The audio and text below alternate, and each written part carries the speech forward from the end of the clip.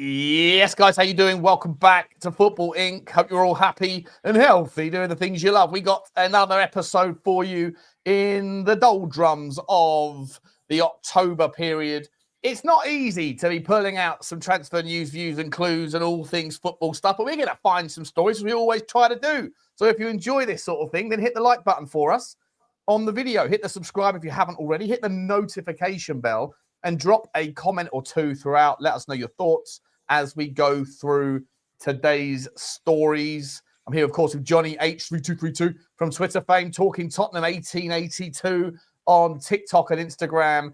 And he's also part of the Football Inc. And he's also part of the Spurs 5 fraternity. So it's good to see him. It's good to see you lot. By the way, guys, also, don't forget, we are on all of your podcast platforms. So if you do like Walking the Wife, and you want to drown out the barking, then maybe watch us back. And you can do that on Spotify. Or you can listen to us on Apple and Amazon and all that stuff. Go and search for Football Inc. or look in the description. You'll find the links. Any support over there would be greatly appreciated. 5-star reviews are not necessary, but would be very much appreciated. Jonny, how are you, my man? I'm all right. I'm all right. Back to the footballs. West Ham resumed their usual last night. West Ham fans are in proper meltdown, Sean. Proper meltdown. I saw one video of them screaming, going. You know what, Jonny? We're going down. Two things I want to say about that. One is you were incredibly lucky, you and Reese, because Reese also picked the 2-0 yesterday. I went to sleep. And it was like 88 minutes, and I'd gone ahead in my little in my calculations here and given myself 3 points and given Reese 3 points and giving yourself just the single. Woke up this morning to find out that we've been robbed with a 90th minute clawback from West Ham. So we all get a point each in the scramble there. But the second reason why West Ham might be unhappy is actually, mate, because part of the show today is the main story that's out there. In the sort of transfer news, views and clues at the moment is this race for Samu Agehowa, which we're going to talk about, obviously, in a bit of detail. But you know what, mate? Just getting going. By the way, I see everyone chiming in here. Good to see you all. I went on to the Y Scout, and I'll bring the Y Scout up as we go through the show. Yeah. And I've looked through all of the strikers, right? I've looked through all of the strikers that haven't just left the club in the last few months, that are within the realms of possibility, that you could possibly make the argument are better than what, say, for example, Tottenham have. But as I say, because of Chelsea's injury crisis and because Manchester United apparently are still looking as well, because Aston Villa are still looking as well, there's 4 or 5 clubs in the Premier League alone, all of whom have probably got enough money to be able to compete with, all of whom have got enough wiggle room in their wage bill to a degree to be able to compete with, and all of them have a better draw than the clubs that they possibly are playing at. And I'm trying to figure out who are the potential shortlist of names that these clubs could be looking at. And I've got about 7 or 8 names on the list here, which I'll run you through as the show goes on. But I tell you what, Jonny, mate, we spoke about this all summer, that it was the wettest transfer market in the striker department for years. Yeah, right? There was an abundance of good strikers. There really was. It isn't that way anymore, mate. It's gone like it's monsoon season to Sahara Desert levels of scratching around trying to find decent players here. It's gone from very, very wet to very, very dry. It's like just after you've had sex, you lean over and you fart or something, and your missus just changes her mood entirely, you know? And it's time for Vagisil? Is it time for Vagisil? It feels like it, mate. Honestly, the names that I've written down here, I've got like my little notes next to them going, really? Is this what I'm actually looking at? Is this actually someone that I'd be happy to see come to the football club? It's not good. It's not good, mate. Let's start with... Are you saying, Sean, that even in this market, someone like Dominic Calvert-Lewin would be a prime prize asset? Well, no, certainly not him. Certainly not him. But I've gone as far as to put Muniz from Fulham on the list. That's the level I'm at, mate. That's the level we're talking about. Muniz is on my 10 options list. What are we doing here? Do you rate Muniz? Listen, Muniz, look, he was good, and he was talked about. He's had the injury, so we'll have to wait and see. Look, form can be temporary, and we're looking at players. I'm sure there'll be someone who emerges. I saw Gift Auburn's name came up there in the the gift that never gave. Yeah, but maybe he'll turn up and he'll give again. I mean, what about the guy from Dortmund who you said was toast, and like last season out of nowhere, age of 28, Guirassy, yeah. Guirassy, yeah, didn't stop scoring goals. Yeah. So sometimes, Serhou Guirassy now has a £75 million price target. Before it would have been €75 at the stage that we were talking about. He was bang average until he was 27. Yeah. And then he's had just two whirlwind of seasons, smashed it out of the park, and is now one of the most sought after top. And listen, I would still sit there and think, what are we doing here? Because the Premier League's a different kettle of fish, isn't it, mate? There's a lot of players who do well in Germany that don't do well over here. So, yeah, I mean, look, there's two of them now. Florian Wirtz is struggling. Xavi Simons is struggling. Two from Germany.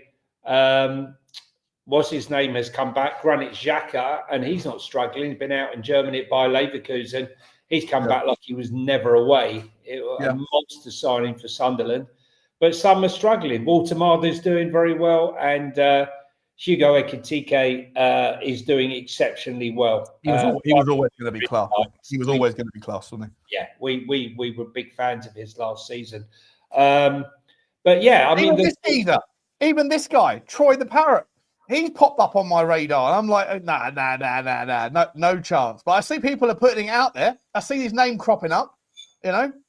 Listen, the thing is, if you look at how many strikers have done it in Holland and then come over to England and just can't hit a barn door, Victor Janssen, there's a whole host of them. It's a whole host of them. Very rarely they come over and smash it. Probably the best player to come in from Holland in a while is Timber. Probably the best one. And he's probably the best out there at the moment. Probably the top 2 or 3 in Europe, Timber, right now.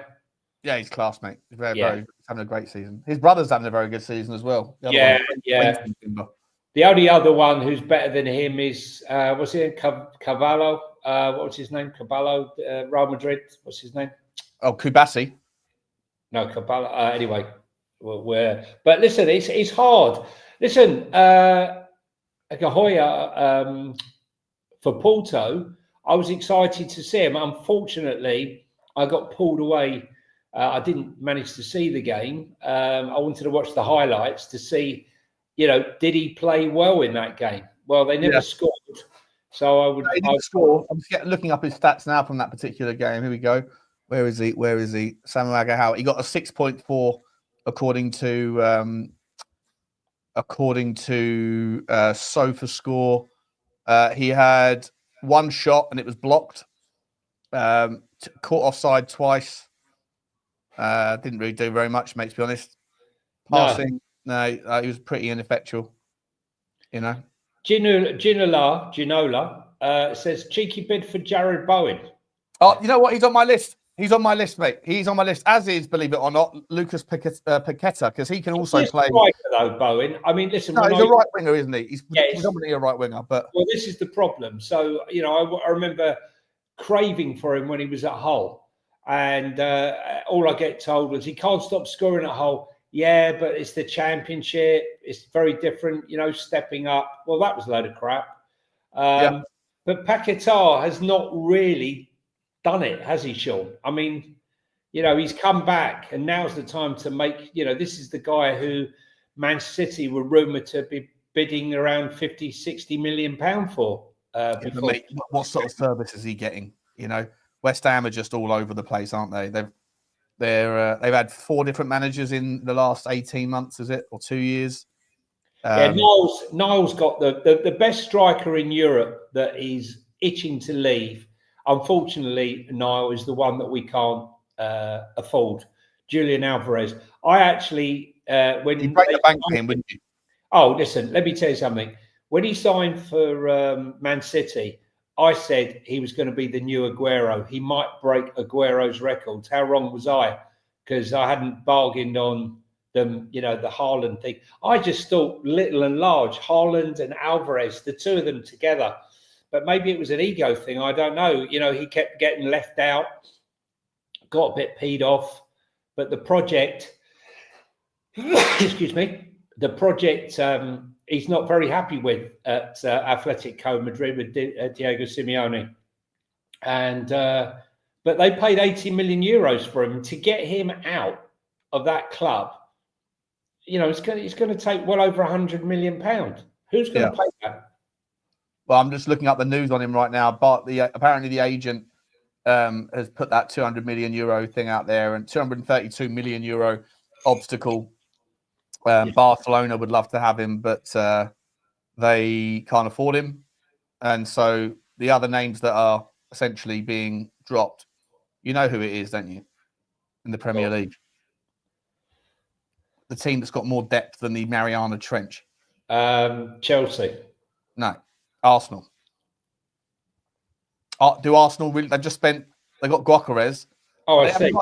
If they lose Gyökeres, they're still shoehorning. It's the one area of their pitch that they still are a little bit weak, right? Because if they lose Gyökeres, they're still shoehorning people like Marino into that role and things. So look. Whereas our club is looking to try and acquire 2 for each position, there are 3 to 4 in each position. The question is, Sean, how comes they aren't even near FFP? Is it purely from the Kroenkes loans that's stopping them? No, the loans don't Tottenham could put $1 billion if the Lewis kids wanted to put £1 billion in, write a check for £1 billion, and then dilute the minority shareholder. They can put as much cash as they want into the club. You still can't spend it if you haven't got the wiggle room. But Arsenal have just. I don't know, mate. They obviously do very well, right? Like their revenue stream is about, I don't know, 70, 80 million quid more than ours. But they have spent a fuck of a lot of money. But it's the way that they sold a few of their kind of youth players, didn't they, to be able to a couple of years ago, which gives them all that profit, gives them all that wiggle room. Nketiah, all those players going out for decent money, then they get you 5x that money essentially to be Balogun. Yeah. Balogun, yeah. And then essentially you 5x that number. Whatever money they've sold in those players that came through their youth team over the last couple of years, 5x that money, and that gives them the wiggle room. So I would imagine that at some point they're going to have to kind of tighten their belts a little bit. But they're doing, I guess what they're doing now is a little bit more of like what, how Liverpool went about it, right? Like just do one big block of rebuild rather than carry on doing 150 million a year. Because that's the model that Tottenham are taking, and Tottenham keep massively misspending our money.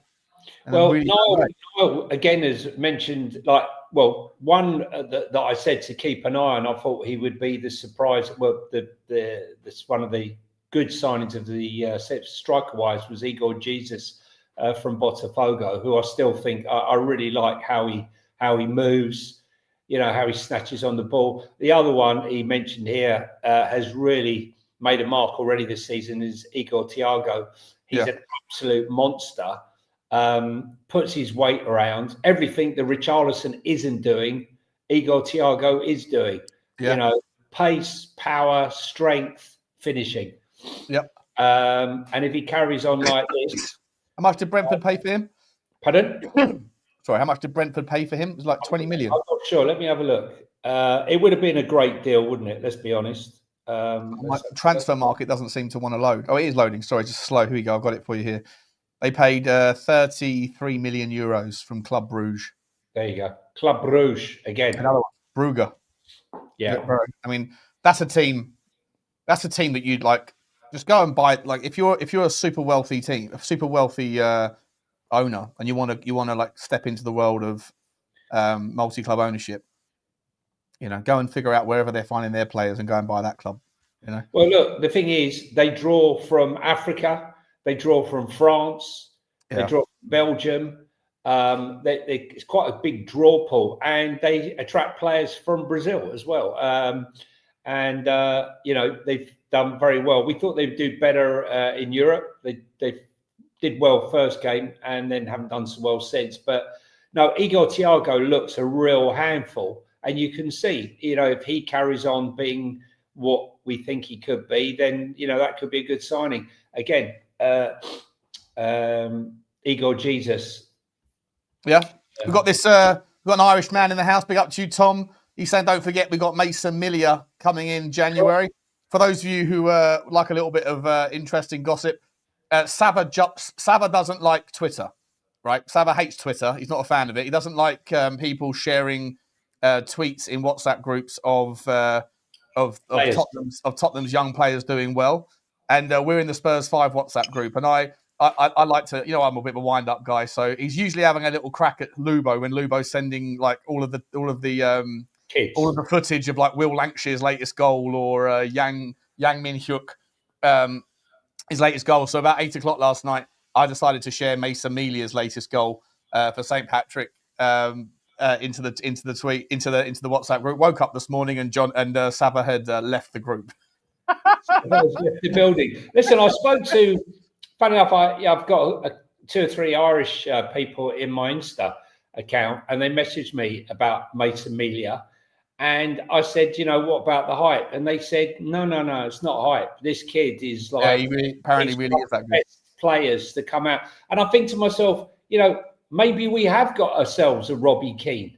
Maybe finally we have, look, Ashley Phillips is doing very well. We signed him in. Will Lankshire's not doing too bad. Look, Vuskovic isn't doing too bad. We signed him in.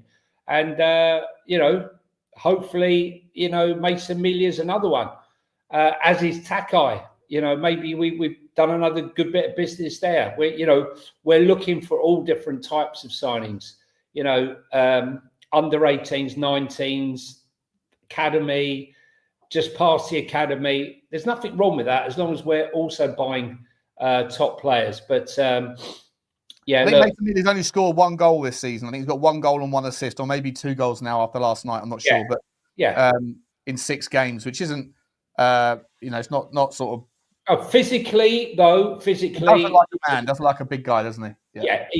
Physically, he's done well, but don't forget he's a young kid playing in a men's game, and to force himself in and get the goals. And the experience of playing week in, week out, which, let's not forget, is something that a lot of our academy kids are struggling with. I mean, you look at someone like Jamie Donnelly, again, Stoke 90 minutes today. Robbins didn't play him at all. He needs to be brought back from his loan. There's absolutely no point of him going there and sitting on the bench. Go to a lower club, even if it's League One, to play the minutes. But I don't want to see him back in League One. Like he was too good for League One. And also, don't forget, like he didn't play. He didn't start at Leyton Orient at the start of the season. He got his chance eventually, and he took it, right. And then he became an ever-present and a focal part of that team. So, like, I would say, it's only the 25th of October. If he's still not getting any minutes at all by if he's not getting by January, then you think about it, right? But go to Oxford. Go to a place where where the manager. The problem is quite often, not always, but when Lewis is doing the loans or Scalding doing the loans, they speak to a manager. The manager wants the player. He signs the player, and then 3 weeks later, the manager's sacked. Right.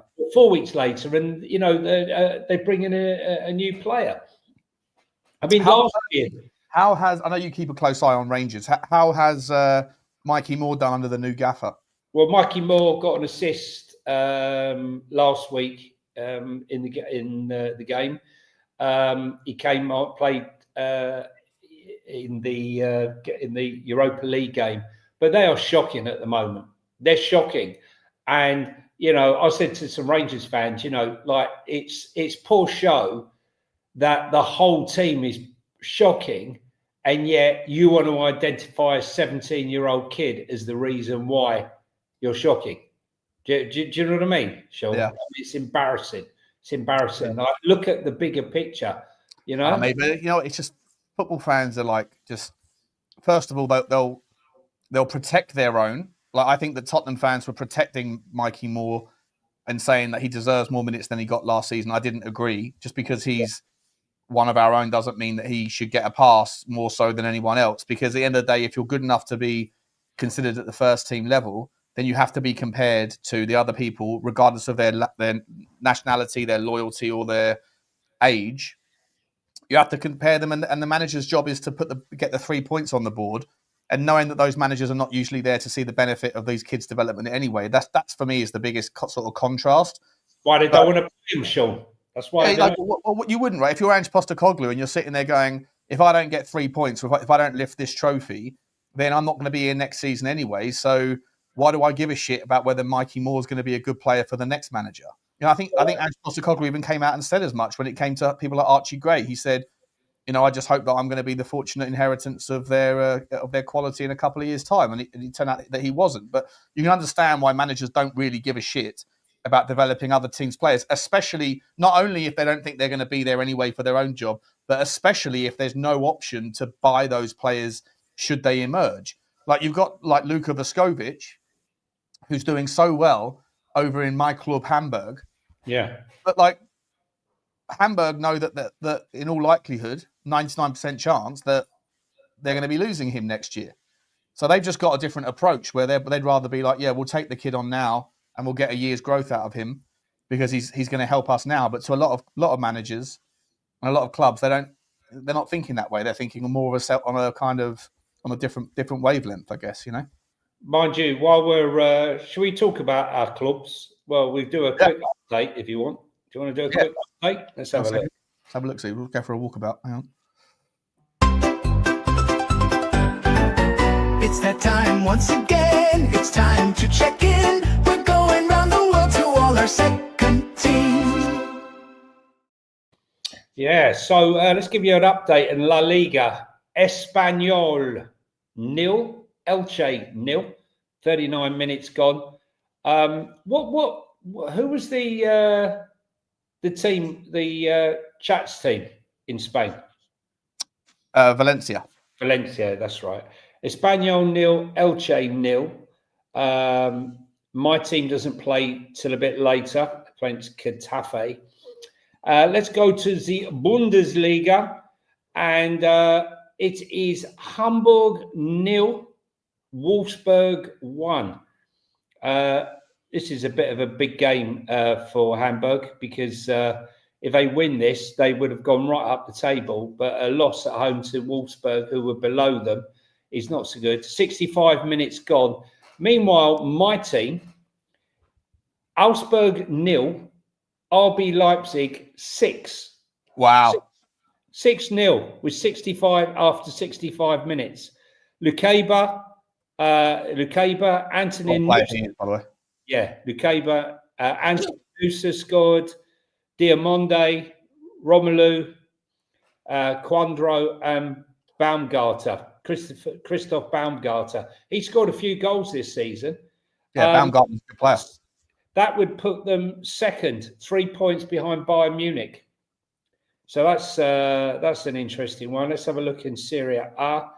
I'm not sure if our teams. Cremonese, my team, are playing tonight against Atalanta, which should be a good one. Napoli Inter Milan, big game there. I mean, is Conte about to have a permanent meltdown and leave the building after his rant, losing 6-2 in the week to Feyenoord? Yeah. When he said it's the Bulls' fault they lost because they didn't do the business in the summer. Well, but Napoli also didn't they lose as well to was it Cagliari or Verona or so? They lost to a poor team in the league as well. Their last game, I'm pretty sure. Well, they're sat third at the moment. So this game is second v third, both on 15 points. Oh, they lost to Torino. Sorry, they lost to Torino last weekend as well, 1-0 at home. Yeah. So Napoli are on the back of two straight defeats. They lose tomorrow to Inter. This club, these owners, 2 years I have been here. 2 years I have been saying, give me more money, go bankrupt for Antonio. He said nothing to do with me, you know? He said nothing to do with me. I only the coach. I only the coach. Only the coach. Which mate, are you looking forward to your coach journey tomorrow morning? Oh, fuck's sake. No, I'm not. Guys, for you wanting to know, I've got the coach journey of hell tomorrow. I'm picking up at Bricket Wood, that well-known international destination of the rich and famous, and I'm catching the coach. Don't ask me why. It's picking me up at 9 o'clock in the morning when the game's at 4:30. I don't know whether I'm... last time we got on the coach, Sean, the last time I got on this coach, it went to Burnley. I'll give you a resume. I left at 8:15. I arrived 10 minutes to 3 in the afternoon, 10 minutes before the game, run up, saw the game, got back on the coach, and I arrived home. Did we lose the game as well? No, we won 5-2. Oh, that was one of the early games of the season. Yeah. Great away day for the pain. The trouble was, as soon as we got on, the toilet was broken, and everyone was on the piss. And unfortunately, that's why you only got there at 10 to 3 because you had to stop off every 5 minutes to go for a wee, right? Honestly, I think there were like 5 stops on the way there and 5 stops on the way back.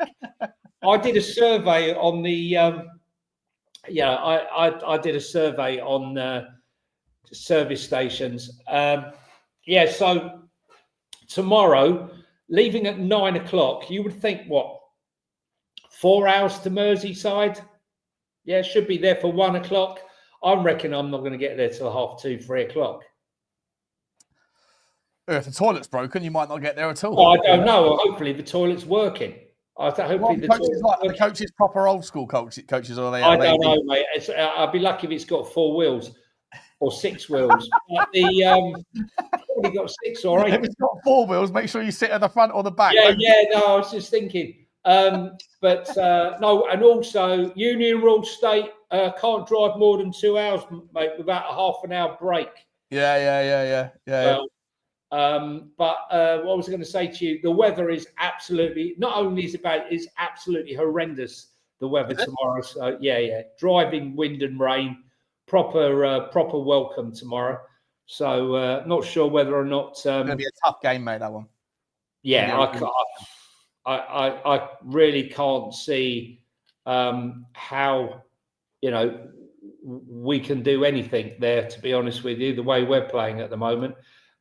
Just checking on any of the League results from last night. Milan drew with Pisa at home, which wasn't very good. And the La Liga, Real Sociedad 2 beat Sevilla 2-1. If you're looking at the clubs, if you're looking at it, obviously at the moment, it looks like Bayern Munich, as well as they're playing, they're only 3 points ahead, so they're going to have to keep it up. In Spain, who do you feel is going to get the upper hand out of the big two there? Because it's a whole full now. I mean, we had all the big dog infighting as to Real Madrid, Mbappe, Vinicius Junior, Rodrigo, Bellingham. It's ego fest there. Yeah, I don't know. I personally, excuse me, I just really like Barcelona right now. I think that they look really. I love watching them. Their manager is just got them just playing some beautiful football. What a manager! Yeah, what a manager! What a manager! Fermin Lopez, mate. Fermin Lopez, Rafinha. He was going to leave. Fermin Lopez was on the he was being touted around. Yeah. Do you remember in the summer we must have spoke about Fermin Lopez? I don't know on 20 different shows from June until September. That every day he was linked with going to City. He was linked with going to Villa. He was linked with Chelsea. He was linked with us. In the end, none of it materialised. And what a player he's such a good player, isn't he? Such a good player. Yeah, I mean, look, I think Hansi Flick, he's done wonders. They were trying to get rid of Rafinha. He couldn't do anything. He was tucked out on the left-hand side, pulls him into the middle, and he doesn't stop scoring. Marcus Rashford looks like a different player. Those 2 finishes the other night were superb. Yeah. Forget the opposition. They were clinical. And, when you look at it, the fact that Marcus Rashford was relying so much on Bruno Fernandes to create that space for him. Whereas at Barcelona, he's got so many runners off the ball, so many other players to distract. When you look at Spurs, for example, shut off Mohamed Kudus, and that's it, right? Whereas if he had 3 or 4 other players of his caliber in the team creating stuff, he would score more goals. He would create more. Yeah. And probably that's maybe what happened to him at Man United. But he's looked different gravy. Mate, just imagine we've got a player. I mean, obviously Barcelona, they've got Fermin Lopez that can play in the 9 or that can play off the left. You've got Rashford that can play off the left or that can play in on the 9. They've now got this kid, Dro Fernandez, is it, the 17-year-old, who's emerging in the 10. Obviously, they've got Lamine Yamal as well, right?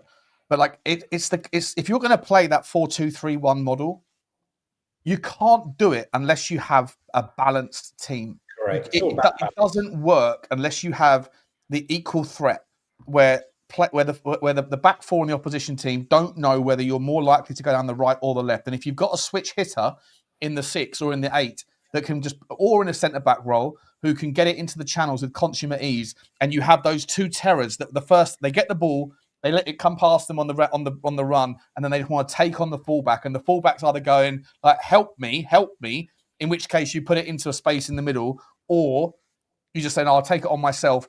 Like Barcelona have got that balance. Teams like Brighton have got that fucking balance. Arsenal have got that balance. City have got incredible balance.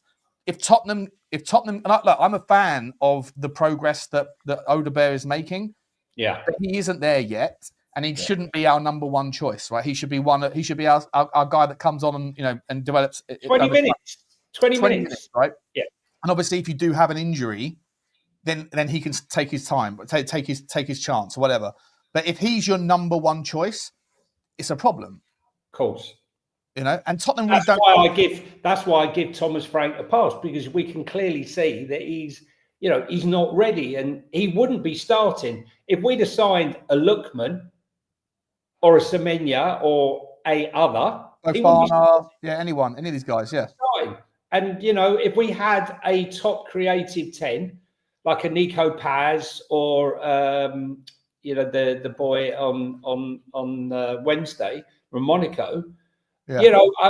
I don't think we wouldn't be having these conversations. We really wouldn't. You look at Real Madrid, and they've just got such an abundance now. I mean, they're talking about Nico Paz coming back. Where's he going to even fit in? Well, yeah, and that's why the Arda Güler story won't go away, even though he says he's really happy there.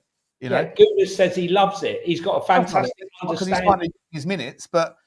Is Nico Paz looking at over his shoulder now going, don't get me wrong, I stayed at Como. I could have gone somewhere else because Real Madrid say they want me. But it's not like he's going to be going into a team where there's a 29-year-old that might be towards the end of his contract that he can eventually be the recipient of the spot from. You're competing with a guy who's your own age, right? So I think that's a challenge, right? There's obviously, you have to keep that sort of... Can you get in his ear, Sean? Can someone like Fabio get in his ear or his agent's ear saying, mate, you're delusional. You're going to go, your boy, like Endrick, is going to go to Real Madrid and he's going to be not play. And you're not going to play, mate. You can have the draw of the great Real Madrid. Does your boy want to be playing football? There is the problem is, though, mate, is that like Real Madrid have essentially got like an impermanent loan. So they're basically his player. He is basically their player. Yeah, but they can still look. Real Madrid might say, "Look, we've got 3 exciting 10s, right? Don't know where there's no room for them all. Right? Let's get the money. We could do with maybe another centre back, right? Yeah. Which we know that they want, and we could use that money for whoever it may be, whether it's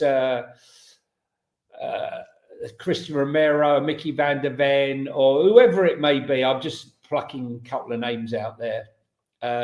You could see a Mickey van der Ven at Real Madrid. Yeah, you definitely could, yeah. 100%, because that's the way they play, right? And he gets the get out of jail thing. One thing I would say, like, just about that winger situation, is you look at like the likes of Barcelona, and they have got all of their wingers are players that want to take you on. You look at Arsenal, they are all wingers that want to take you on. At Tottenham, we have one winger that wants to take you on in Kudus. if Kudus gets injured or needs a break, which he does, he looked shattered. He looked knackered already, Sean. Looked knackered already against Monaco, right? Looked absolutely exhausted. And if he plays through it, that just increases the likelihood of an injury anyway. But let's say either way, injury or just tired, and he comes out, we don't have anyone behind him that can take a player. We've got Brennan Johnson, who doesn't take players on. On the other side, you've got Matisse Tell, who doesn't take players on. You've got Odegaard, who's starting to, but isn't quite there yet. But he's getting better. But that's still, like I say, like Johnson looks scared to take them on, Sean, which is even more worrying. So, if we agree on that, then my question is, why are we persisting with a 4-2-3-1 when we only, like in an ideal world, a team that plays 4-2-3-1 should probably have 4 or 5 wingers in their team that can all do the role of the left and the right winger in that spot, but we only have one. My point is, with the current injuries that they've got, right? Who do you? I think you could move. I think you should. I don't know. Like I think you should have a double 10. You move them more narrow. Ask them to do different things. But if you're asking to play a 4-2-3-1 that requires both wingers to be take on guys, confident, aggressive, and that stuff, and we only have one of them anyway. And then in case one or those two or both of them get injured or need a break, you have nobody else that can do it. So you're pulling a solo 9 role where we haven't even got a 9 that can do it. Are you pulling both Simmons and Kudus inside with no width? Is that what you're I genuinely think that the best we've looked this season was the way we played against PSG when we had that 2 target men. I don't disagree, but I had this conversation with someone else. I'm quite happy to play with 3 at the back, but you can't play 3 at the back without Romero, right? You can't play 3 at the back without Romero, correct? Yeah. Yeah, and without a doggy. Yeah. So you definitely can't. Yeah. There is. So as of right now, it's problematic, but that we've been playing pretty average football for the last 5 or 6 games, and we've only been without those 2 for the last 2 games. So yeah, but I also I did suggest myself: is there a possibility that Jed Spence could potentially play the left-sided centre back in a 3, potentially, right? If you had Destiny Udogie, right? Or Polina, maybe you could play Polina in there, Yeah, potentially. But listen, that's for another day. But I think, look, now... We'll talk about it later another time. Let's talk about some of these other options. Sorry, mate. Lots of teams now are going long ball. I mean, I feel like we're going back to the days of Wimbledon, for those old enough to remember. We'll remember long balls, throw-ins, set pieces. Someone bring me Tony Pulis. Tony Pulis would be, he would. He'd be reveling in this current version of football. Maybe that's why Sean Dyche has been brought back. Possibly. So listen, so we'll talk about Samu Agehowa a little bit for a second, right? So he wasn't that good against the Nottingham Forest, mate. And this, to me, the concern is with him is he does look like a good player playing in Portugal. But when I look through his Y Scout, most of the goals that he scores are against the bottom half of the Portuguese league, and most of those teams are not even. You don't even recognise any names on those team sheets. I think he's only scored 1 goal against a Benfica or a Sporting in the last couple of years, and Braga, I think as well. He hasn't scored against them. So, I don't know if he is if he's done it consistently enough against top teams. He is a talent. He's nothing like an £80 million player. Nothing like it. He is young. They won 100 million euros. Yeah, 100 million euros. Mad. 100 million euros. Yeah, £80 million. It's madness. Well, that's his release fee. But then again, it comes down to this, mate. Here are the names on this list that I put together for you. So you've got Sorloth, right, at Atletico, who used to play for Brentford, right, and did nothing in the Premier League. I think he scored 27 goals. He's a big, tall. He's like a poor man's Erling Haaland, essentially. But he's having a good couple of years. Brilliant last season. Very good so far this season. Maybe he's a Serhou Guirassy, a late bloomer, right? Maybe. And whenever I've watched him, by the way, I've always been very, very impressed. Very impressed with his style. Very impressed with his strength. He's good in the air. He's got good feet as well, and he can find the corner. You've got that Marcus Leonardo, who's 22 years old, who plays over in, I think it's for Al Ali, I think he plays for. And I think he scored something like 30-odd goals. But he looks like, I put him through the Y Scout earlier on. I don't think he's anywhere near Premier League standard, but his goal ratios are very impressive. But he went from Brazil to Saudi, and he's done very well there. You've got the Oyen Sunset from your club, Bill Bauer. Yeah. Who's a player that I think I saw yesterday that there's someone else's. Is it Newcastle? Hang on, who is it?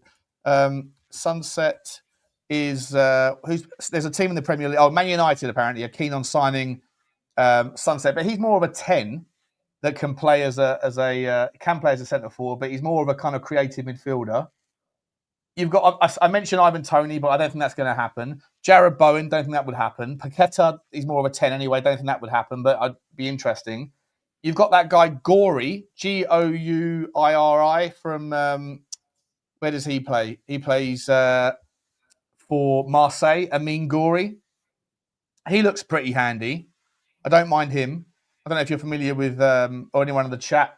I ran him through the Y Scout and the Marseille boy. He looks very good.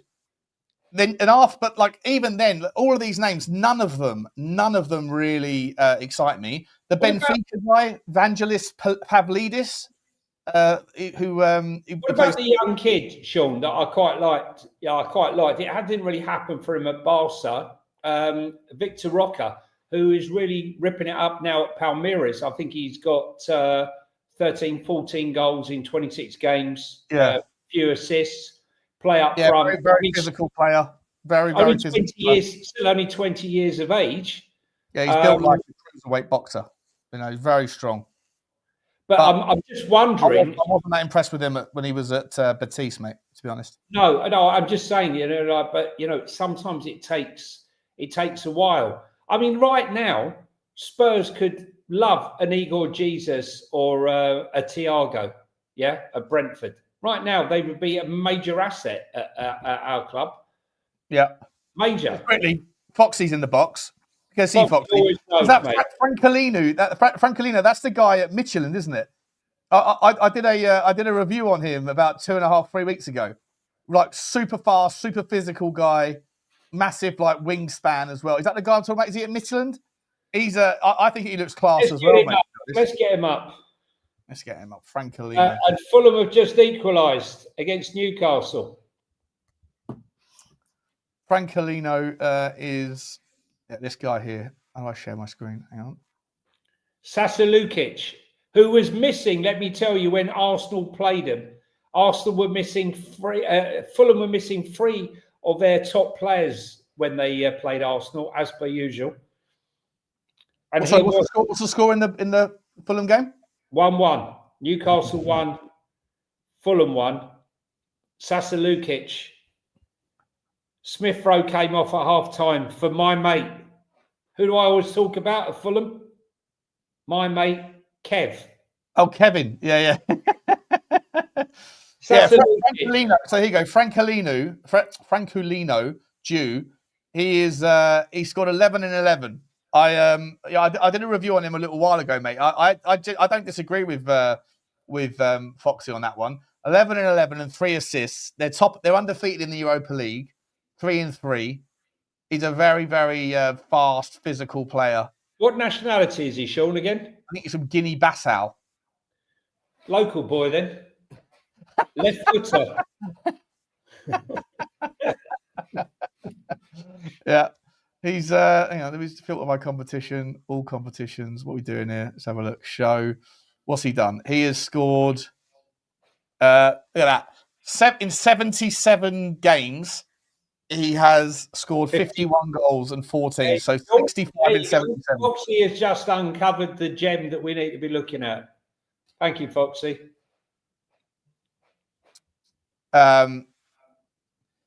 Yeah, Francolino is quite a player. The other one I was talking about was Patrick Schick from Leverkusen. I know he's 29, but he's still banging in the goals, mate. Leverkusen have had their pants pulled down for all last summer. What do you think about Patrick Schick? Hang on, am I thinking of the same Patrick Schick? Who's it? Where's he at? Leverkusen. Leverkusen. Yeah, I think he's one of those fits and starts merchants, Sean. Yeah.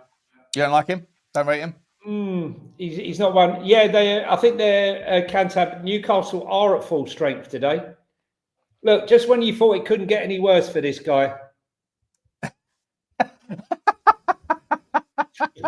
Or West Ham. Or West Ham. Huh? Yeah. Seen cleaning out the toilets. Let's see. I think it's a full team that they've got out. You know, the one player who plays for Fulham, I've never understood. I thought he'd be at a top club. Is Sandra Berg. Yeah, full team. Walter Mardy, Jacob Murphy, Anthony Gordon, Joel Linton, Gumaresh, Trippier. On the bench, Harvey Barnes is on now. Tonali's on the bench, being saved for game on Wednesday, along with Anthony Elanga. Who have they got on Wednesday? Oh, for us. They've got us, haven't they? Yeah, of course, yeah. Yeah, more or less full strength. More or less. Chelsea, Sunderland still holding Chelsea to a draw. Come on, Sunderland. Stay there for 1 second, Johnny. Stay there for 1 second, mate. Which which is a really good result. Fulham, by the way, while we're talking about Fulham are increasing efforts to try and agree a new contract with manager Marco Silva and prevent the Portuguese boss walking away at the end of the season. He's obviously, he was making some conversation, and he was in the potentially in the running for the Forest job, but his buyout clause was rumoured to be around about 10 million, which would have been a problem for Forest, having just paid off Ange Postecoglou. So that one isn't going to happen. Manchester City, Chelsea and Man United are among the clubs very much interested in Cologne's 19-year-old winger, German winger, Said El Mala. I don't know if Foxy knows him. Said El Mala. Meant to be a bit of a talent. And one that Sean and I have spoken about quite a lot, Sporting's Morten Højlund, 26, has got a release clause of 70 million, being linked with a move to Man United. We'd be very happy with him, wouldn't we? Who's that? Sorry, Morten Højlund? Yeah. Yeah, it's a cracking player. But I don't know if we need, it's not the priority right now. I mean, he's far better at passing than, say, like a Palhinha, but Tottenham have got too many other cracking areas. We need to get a proper box-to-box passing 8. We need to get a striker. We need to get a left winger. We need a defender, fullback. You know, I think that another 6. You just have to hope that Palhinha can make it through until the end of the year. But did you see that the guy from, what's his name? Nathan N. Clark or something. The guy who's like a tactico, works for one of those big sort of tactical breakdown channels, and he was basically saying all Tottenham fans that are looking for the solution, that are still including Palhinha in their team, don't understand ball. I'm paraphrasing, but I'm like, I think he got absolute pelters for it, because I think like everyone's saying, "What are you talking about? If you think that Palhinha is the problem, then yeah, without Palhinha, where the hell would we be? I mean, let's be serious. Yeah, I mean, embarrassing, that one. Where are we? Talking of Chelsea, just quickly, they're saying that the game's been terrible. I'm a bit surprised that it seems to me, for some unknown reason, I'm sure Maresca knows what he's doing. João Pedro, he seemed to be leading the line and dropping deep and really having an effect. But since he's dropped him almost he's almost playing like a 10 at the moment. He's dropping deep. He just isn't scoring. I mean, they put Mark Gui up front today, and they've got João Pedro dropping deep. I think João Pedro plays better. I mean, the Brighton, he played off the wings. and drifted inside or played, up top. I think they're negating a lot of his team. I was a big fan of João Pedro. Yeah, I like João Pedro as well, but he didn't wow me. Like when they signed him, like 60 million quid or whatever it was. We were saying this all summer as well. Like that's the sort of benchmark. Players that are wingers / strikers that are sort of 25, 30 are starting to become 50 million pound players because that's just the way the market's gone. But like João Pedro is a good player. But like if Tottenham had signed him, would I have thought that he was the solution? I probably wouldn't have been that blown away by it. I think the Chelsea of like losing Liam Delap. I hope I didn't. But I think I had a cheeky £5 bet with someone that Liam Delap was going to score 20 goals this season. I genuinely thought he was going to be a game changer for Chelsea, but then he's done his hamstring or his ACL. He's done something nasty, hasn't he, Liam Delap? Yeah. Listen, for me, Chelsea's, I've said it on here, I've said it on a few channels, Estevao, right, for me, he's like unbelievable. There's something so special about the kid. Every time I see him come on or see him get the ball, he's just silky. He's like, dare I say, he's like Neymar. His stats and stuff could be Neymar-esque. I mean, I'm just so excited about him. You want to see top players. And when I look at him, what he's producing at 18, they're bringing him along slowly. But I actually think he's going to take over from Palmer eventually, Cole Palmer. How long is Cole Palmer out for? I think he's out to the end of November or maybe. Another one that was rushed back. Because I remember when he first went down and then he came off, people were saying, oh, he was out, he's done whatever he's done. And he was out for like 2 months. And then he came back like a couple of weeks later. And obviously then he disappeared again. So again, these bloody doctors, Johnny, these bloody doctors, mate. It's not just at Tottenham, it's everywhere, isn't it? They rush these players back. They don't give a shit about the player welfare. And then they end up sort of shooting themselves in the foot anyway. Well, the good news for Spurs is, although we've got 10, maybe 11 players out, none of them are hamstring injuries. So we're moving in the right direction. Just a couple of knee injuries, ACLs or patella dislocations. A couple of different things going on there. All the light stuff. All the light stuff, yeah, 100%. I don't have too much more to say, Johnny. I just wanted to jump on and talk about the striker market. Like I say, for me, I think that the only other one was En-Nesyri from Fenerbahce, Muniz. But this is the point I'm making. If you look at all those that list of players that are out there, they're reasonable players, reasonable targets from reasonable clubs that will still cost you a lot of money. But this is the driest market I've seen. And I don't know if Tottenham, are we going to end up like rushing a decision to bring in a player to save this season? Really, you're then signing up to 5 years of frustration. Well, this is what I said the other day and I got shot down. Like, you can't have it both ways. You can't say give him time. I would rather not sign a player and we're sitting here going, he's shit. I don't think we should have signed Tell. I don't think we should have signed Odegaard. Not because I don't think that eventually they're going to be good, but basically 70 million pound, we could have gone on and bought a major impact player that would be delivering right here, right now. And I believe that's what we should have been doing. I'm all for buying kids in future, but not when you're missing so many players right here, right now that are fix the first team first sort of thing, yeah? Yeah, 100%. First team first, and then see where you go. What's happening with Joshua Zirkzee? I mean, do you think, has he really just turned into an absolute shocking player? Or is he just, I never rated him anyway, mate. I never rated him when he was in Italy. I remember doing a video on him saying, like, he's a big lump and he's got good footwork, but he doesn't look like he's the sort of guy that's going to translate to the Premier League just yet. And so I wasn't that, like, surprised to see him struggle, to be honest.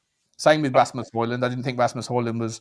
But Rasmus Højlund's doing good things again, like going back. It's I don't know. Some people make the point. I think Perchy made a good point, saying like it can't all be the players. Like at some point, you have to look at the club at Manchester United, and then the fact that these players go on to when they leave the football club, they go on to better things.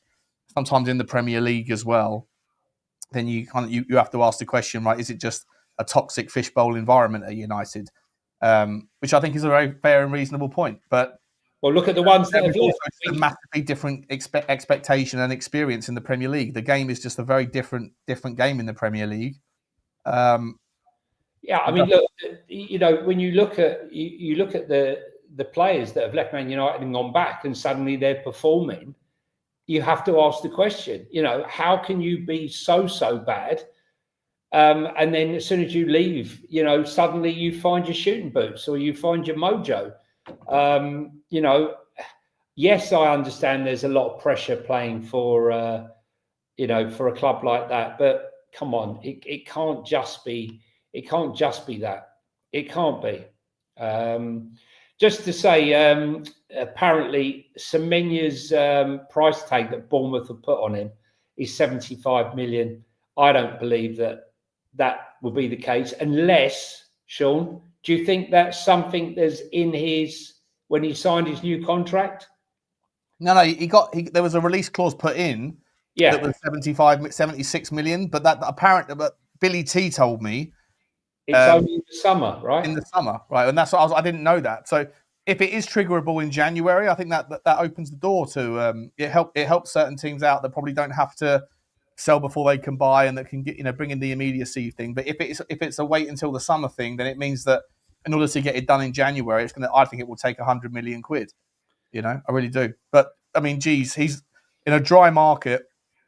If you're looking for people that can be versatile, then, you know, he's a guy that can play anywhere, and he can do it with both feet. And, you know, I said back in the summer, people weren't that phased about him. We were looking at other players, and I was like, you have to take a look at his ability to shoot. Like most players, they sacrifice power to find the corner, but he has this ability to put his foot through it and hit the ball so hard, but that it still finds the corner. Like he's got unbelievable technique in his finishing, unbelievable. And he said so after the game. I forget the game it was when he scored a couple. He scored late to beat, and he did an interview with Jamie Redknapp. He said, "I've been working on it all summer as well." He said, "I've always rated my power, but the coach has said, look, it doesn't matter how you hit the ball with unbelievable technique. So you're going to find the power anyway, but you just got to find the corner more." And that's the secret to this season's sort of elevated amplification of his success. But yeah, like I'd love to see him in a Tottenham shirt, but I don't see it happening. I'm not going to get my hopes up about Semenya. If it happens, it's like, I don't know, you getting a Christmas present at Christmas that's in a certain box, and then you open it up and there's a better present inside it as like a gimme. I just don't think Tottenham are going to have any chance. He either wants to go to Liverpool or Arsenal. You know, fair enough. But there's lots of other players out there, mate. As I said, on the left wing side, go and get Leon Malik Fofana. Surely John Textor needs to raise money to get those boys at Aras Capital off his back. That he is in debt in a massive way. $80 million a year in interest payments alone on the Aras Capital payment in kind loan that he owes. That's a problem. I don't think you'll get Kenan Yildiz. I'd love to see it, but I don't think you'll get him. But why do these other clubs, Sean? Why do these other clubs? I mean, look at Bournemouth, right? They sold us Dom Solanke for 65 million. They must be laughing behind sat on the bench, laughing their heads off. Because straight away they got Evan Nilsson, who was fantastic. Then they sold off all of their centre backs, right, and their midfielders, and they bought in Senso, who's been fantastic, and they bought in El Krupi Jr. Yeah, right, who's Krupi Jr. You know, and even he's done well. Do you know what I mean? It's like he's 19 years of age, and he's like they found another gem. Yeah, they look like no one gives Bournemouth the credit that they give to Brighton or to Brentford for their ability to find. But there's something about it that they can do that at those clubs' sort of levels. Like, do you think Tottenham fans are okay, you know, signing a player like Krupi? Well, if we got a Krupi that was finishing like he's been finishing for Bournemouth, yes. But unfortunately, we've got someone that's so raw that he doesn't look like he's anywhere near. It's like Bambi on ice at the moment, Matthias Tell. You know, making the wrong runs, snatching, panicking. You know, it just doesn't look right. I want to see Mawani a fit Moani. You know, you get a Moani, a Dom Solanke, and a Kudos, and a Simmons tucked in. Suddenly, we could look like a different team. But Dom Solanke is not my idea of a top striker. Nowhere near. Yeah. Yeah, I mean, I want to see him have a run of games being fully fit under a Thomas Frank system that's evolving, because I like Dominic Solanke. And I think that last season he was asked to do a lot of things that a selfish player wouldn't be okay doing. And I'd like to see him play in a more traditional 9 role again. Even if it's just doing, flick-ons or things like, being more of a target guy that can sort of just flip the ball down to Kudus running in behind, or a Brennan Johnson, dare I say it. I think that there's once you get a striker back that's actually decent as a target man as well as other things, then I think that you can work with it. But just Richarlison for me is a really big problem, and it has been for a long time at Tottenham. You talk about overpayments for Dom Solanke. I think Everton had the best ever rip-off price tag in Richarlison. But you know what, mate? But Richarlison seems to be one of these people that I don't know. It's like a classic car or something that's banged up, but you can still pass it. You can spend 20 grand, realize what you've done. You've taken on an absolute disaster class. You don't have the time, the inclination, the interest, or the skill set to do it up, but you can still sell it on for about as much as you paid, because there's always some other mug who looks at these Saudi maybe, or what's the name, or let's hope Everton. And you can see he'll leave Spurs, go to Everton, not have an injury, and start ripping it up. Oh, by the way, some late football results: Hamburg 0. Wolfsburg 1 is a final score. Damn it. Unfortunately, Augsburg 0, RB Leipzig 6 is a final score. And unfortunately for you, Espanyol have taken the lead at home against Elche. Oh, really? Yeah. That's a shit day for Butler. Shit day. Not the best day. But how's my team in Italy doing? Your team in Italy? Roma. You're not doing bad, Roma. My team play later on. Roma are in top 4, I think. Yeah, they are. Well, they are joint second on points, but behind Inter and Napoli on goal difference. So Como obviously right up there. They're in 6th at the moment. Juventus struggling a bit, Sean. Yeah. Money. Guys, if you're in the chat and you haven't hit the like button, please hit the like button. It helps our algorithm. It's just the button on the top, the little thumbprint. If you hit that for us, that would be fantastic. And if you are in here watching again and you still haven't hit the subscribe button, please hit the subscribe button. It doesn't cost you any money whatsoever. It's just to let you know when we're on, and you can find us when we have our show. There won't be one tomorrow, as I said, because I'm in Everton. I'm on Merseyside. Maybe I'll try and post a video or something on the way back. Coach tours are us. Is there anything else, Sean? Let's have a look at we'll leave it there. Just want to catch up with everyone for a cheeky hour.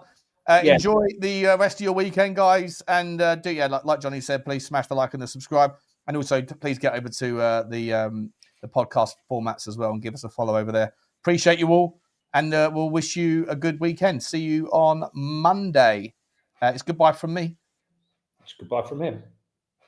Bye. Bye.